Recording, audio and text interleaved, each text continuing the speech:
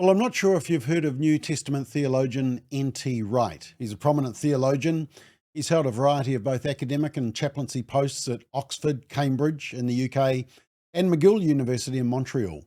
He was Canon of Westminster in 2000 before serving as Bishop of Durham between 2003 and 2010. And now he's the Research Professor Emeritus of New Testament and Early Christianity at St Mary's College in the University of St Andrews, and he's Senior Research Fellow at Wycliffe Hall in Oxford. And he's authored so many great books. Here's some of them: Simply Christian, Why Christianity; Surprised by Hope, Rethinking Heaven; Bread and Wine, Readings for Lent; Paul, a Biography, and many more. Apparently his most popular one is this one, The New Testament and Its World, An Introduction to the History, Literature, and Theology of the First Christians. But in his latest podcast, I think he's confused the pro-life stance, and it needs to be clarified. Let's check it out.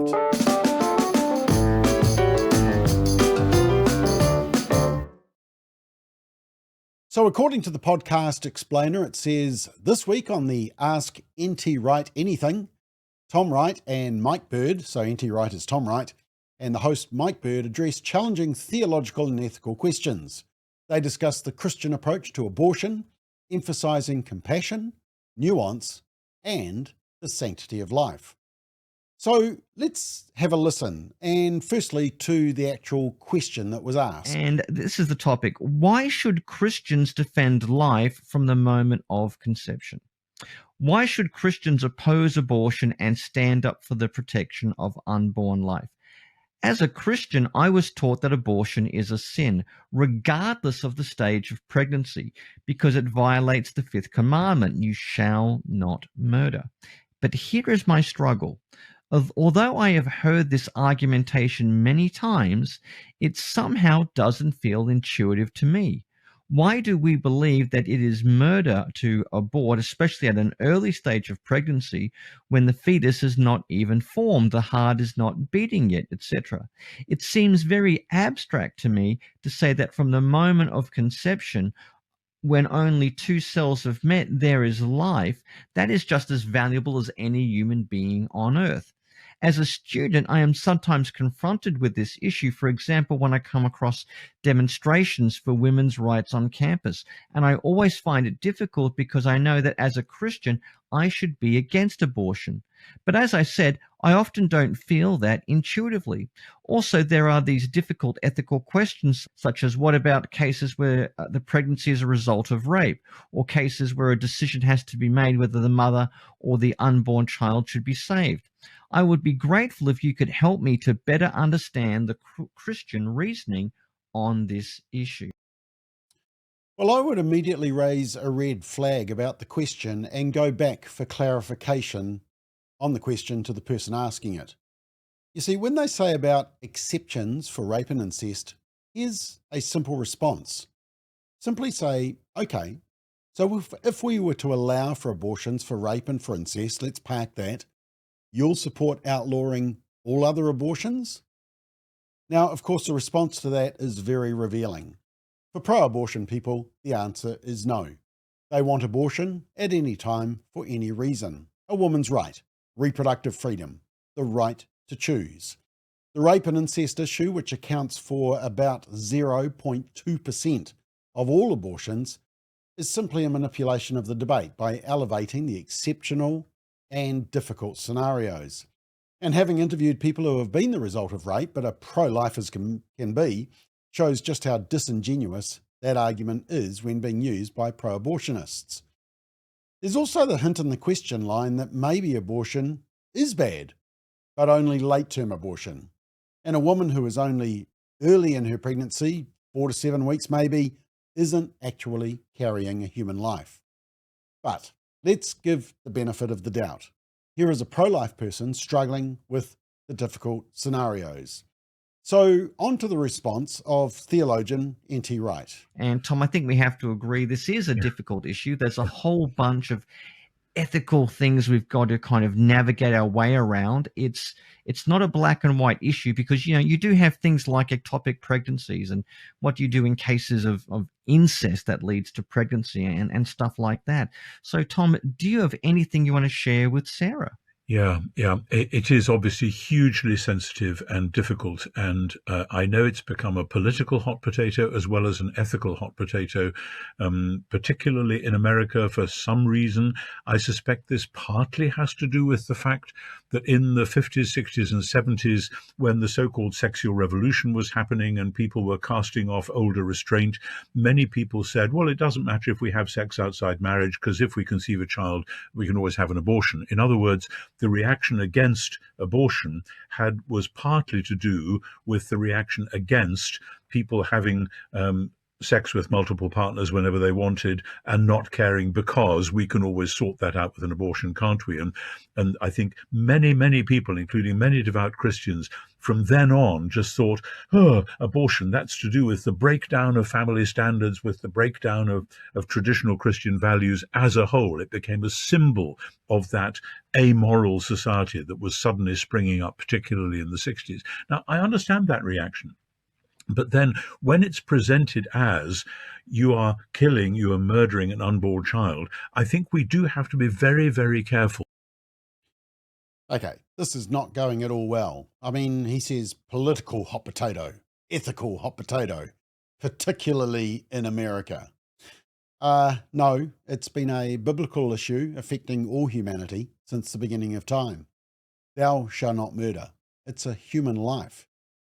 And it's not about a reaction to the sexual revolution. It's the biblical truth of the sanctity of life. The sexual revolution simply exacerbated the threat to the unborn child. He also says, when it's presented as you're killing, you're murdering an unborn child. Well, what's the nice, safe way to explain it? Let's continue. I've had personal experience of this with a close family member where soon after the couple discovered that they were pregnant, or the wife was pregnant, then it also became apparent that the wife had been accidentally exposed to German measles, rubella. Now, as we know, that exposure to German measles can result in serious deformities in the womb, etc., etc. And the GP in that case, who was a devout Christian GP, said, we're going to do the tests, and if she has been exposed to rubella, if there's a threat of serious defamation or whatever, then we will recommend termination.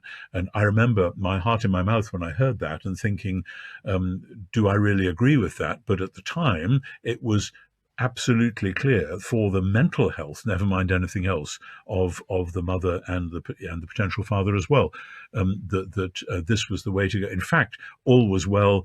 The rubella had not actually done what it sometimes might do, and that child was born perfectly healthy and has grown up now, etc. This was a long time ago. So the threat to the unborn child was based on a perceived threat, which never eventuated, and the child lived a normal, healthy life, but could have been killed in the womb. And it was all about the mental health of the mother. I mean, does this theologian understand that the mental health was used as a reason for abortion on demand in New Zealand, for example? Does postnatal depression qualify for ending the life of the child? That didn't seem really a good example to give. I'm also very wary of the justification of going contrary to scriptural truth that starts, I've had a personal experience, or I know someone.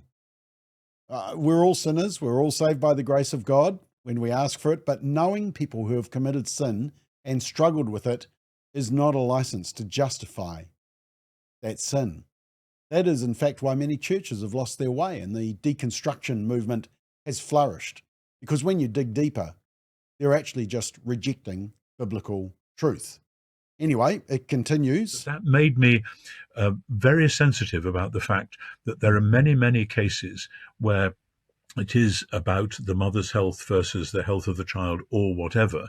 And particularly that, as you cited, in cases of rape or in cases of incest, there may be a very, very strong argument for saying this ought never to have happened, and with sorrow, because we do not want to do this in principle, but with sorrow and a bit of shame, the best thing to do is as soon as possible to terminate this pregnancy. Once again, there's major flaws here.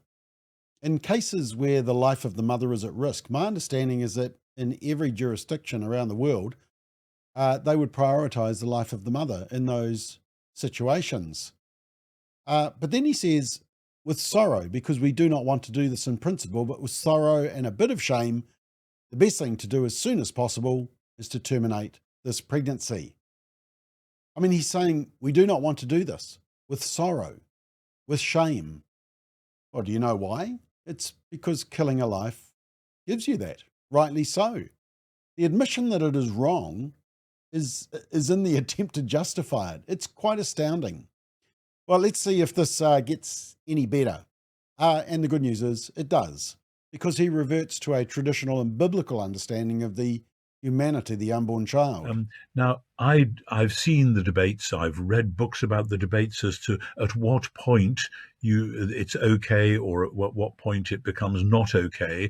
And I know that in my own country, people have pushed for the legislation to be allowed to say right up to the moment before the woman is ready to give birth, that if they decide for whatever reason on an abortion, then that's okay. And that I find not only wrong but repulsive, because if you wait till the child's been born and then say, well, we didn't really want a girl this time, so we'll just get rid of her, then that would be a criminal act, and quite rightly so. That would be murder, and it would be a pagan thing. This is something we must never forget, that in the ancient world, people regularly, when they had a child they didn't want, especially if it was a girl, they left that poor child out for the wolves or the gypsies or whoever to take and do with what they wanted. The early Judeans didn't do that. The early Christians didn't do that because they valued every human being. Likewise, there were techniques of abortion in the ancient world. In fact, quite often when a woman was pregnant and the father didn't want that woman to be pregnant, the father might insist that the woman should have an abortion, which in those days was possible but often very dangerous. They would take certain drugs or have certain rather invasive medical procedures, and it makes me shudder at the thought of it. In other words, all that sort of thing went on in the ancient pagan world, and the Judeans and the Christians wouldn't have anything to do with it. Thank you very much. And I think that shows us the way, that in principle, this is not something which we should welcome. It is not something which we should collude with.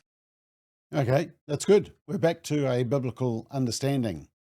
But unfortunately, he then, in my view, trips over. At the same time, there may be certain exceptions, of which severe deformity might be one, of which certainly incest and rape would be others. And in those cases, I would say the sooner the better, because at a certain point, and I am not medically qualified to say at what point I would draw a line, then this is a viable human being that should then be cherished. So it is a human being that should be cherished, but because of the circumstances of their conception, we should end their life as soon as possible, because that will make our conscience a little better.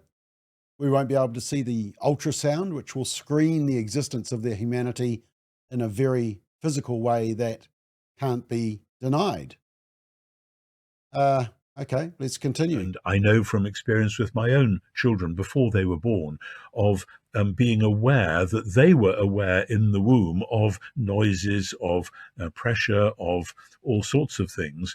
And that the more we know about psychology, the more it really does appear that some of the impressions which are given to this child in the womb will re-emerge as their children and as they grow up. So we're not just talking about some inert lump of matter which we can just get rid of as we please. Okay, great. We're back to a biblical understanding again. Unfortunately, it then goes downhill badly. Apparently, you can only speak up for the protection of the most vulnerable if you're a woman. And you definitely can't if you're celibate or unmarried and Catholic. That's just bullying, apparently. So the whole debate about the woman's rights, it's very difficult. It's very hard for a man to talk about this. And indeed, one of the problems has been, particularly in the Roman Catholic Church, when women particularly, say, a girl who's been raped or who's had incest committed on her, then discovering that unmarried men from the Catholic hierarchy are telling her what she can and can't do. That's as people now say, the optics of that are pretty bad. That's part of the same system of male bullying, which we have to avoid like the plague. I'm sorry, the optics of murder are never good, no matter how you mask it or label it. Now, please note, I'm not Catholic, but I do greatly respect their very strong stance on the sanctity of life, which some other denominations are weak on, to the point where sometimes they even champion abortion and support the abortion provider Planned Parenthood and family planning, for example. And as many church leaders who supported Kamala Harris in the presidential election last year did. It was shocking and grotesque. By the way, if a man can't speak up against killing the unborn child because he can't get pregnant, does that mean that you can't speak up against slavery unless you owned a slave? I mean, saying that a man can't speak against murder is simply a way that the radical abortion lobby tries to shut down debate and opposition to the warped ideology. And it's very sad when our side buys into that argument. So men continue to speak up as much as the women do. Just finally. However, having said that, I do think that sense of respect for God's creation in all its rich variety is the primary starting point, even if we then have to say with sorrow and a certain sense of this is the least worst option in this situation, that there may be some cases of exceptions. That's about as far as I can get at the moment. And as I say, I'm very much aware of just how sensitive this topic is politically, sociologically, as well as ethically. Okay, well, he could have been using that same line of reasoning around any controversial moral issue: homosexuality, gender confusion, euthanasia, or surrogacy. Now, look, on the positive, NT Wright only advocates for exceptional circumstances.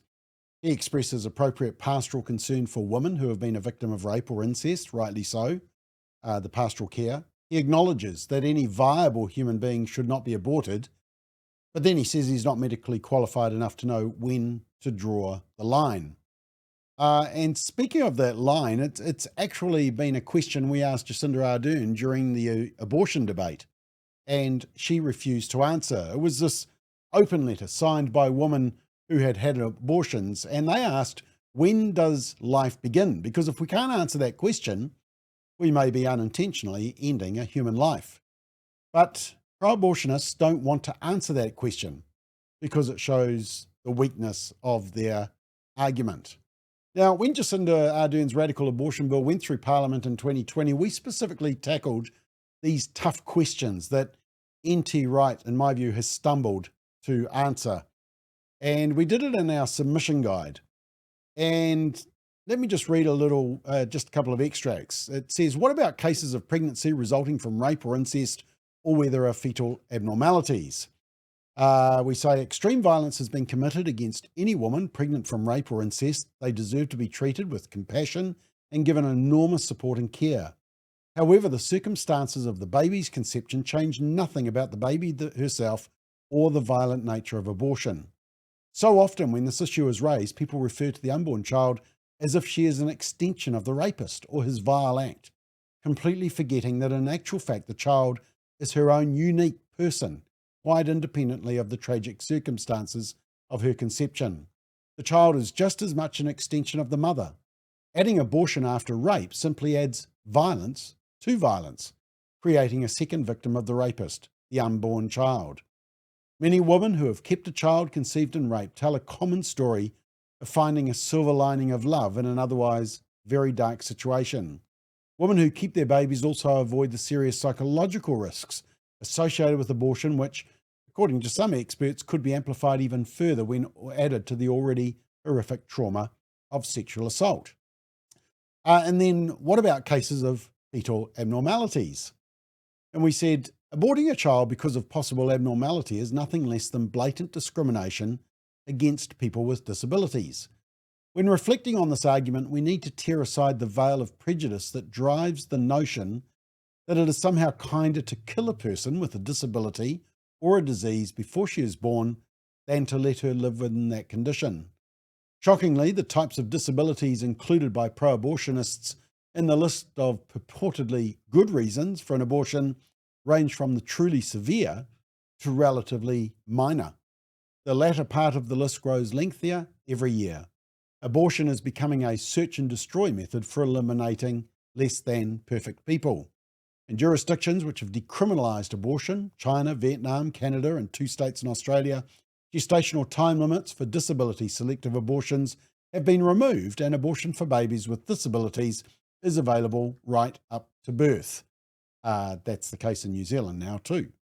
The report on Iceland and its near 100% elimination of Down syndrome by abortion has led to global controversy regarding equality and non-discrimination for people with disabilities.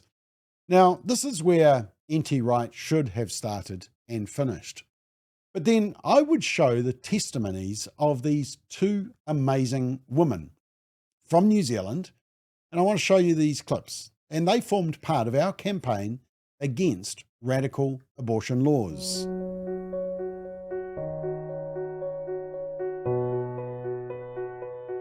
20 weeks, they did say that it's 90% he's Down syndrome.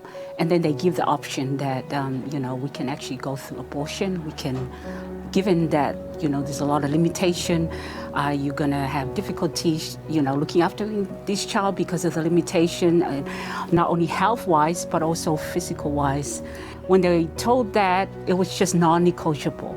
For us, we didn't have to think about it. I mean, they had to tell us to go to a room next door. They'll give us all the time there is in the world, and we look at each other. My husband, we said we didn't need to think about it. This is our baby, this is our child. We're not gonna think any other way. It's gonna be birth. And now 5 years later, we look back and we know that every human deserves life. No matter how they get this earth, we just know that abortion is not an option. I think the true disability here is people who are inhuman. It's not the condition. It is actually a blessing in disguise. It's a journey that you alone will have to journey it through, like I did. And today I can honestly say I cannot imagine life without my son. It's all right to have disability in society. It makes people be more kinder, especially little kids growing up, be more empathetical, and learning how to be human, to love each other.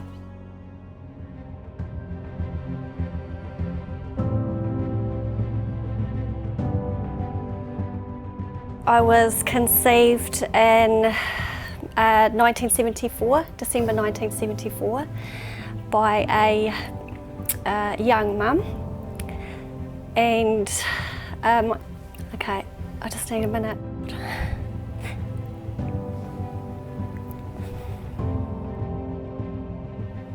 My mother was actually raped. And I guess I'm what society would call a rape baby. Excuse me. Oftentimes the pushback is, oh, but what about women that have been raped? The challenge that I face when I hear comments like that is like, should I even be alive? But I'm reconciled and grateful. Reconciled to the fact that I am alive, and that's okay. And yes, my conception didn't come about in a romantic, pretty way. I value that. I value life. I have just as much right to be alive as anybody else. The premise of aborting due to rape You're basically saying I and women like me, children, shouldn't be alive. And to be honest, I find that very arrogant. I don't believe that we should be deciding who lives and who dies. I find it very arrogant that someone would say to me, should have been aborted, Jackie. To anyone else that has been conceived in similar circumstances, you have every right to life, just as much as anyone else.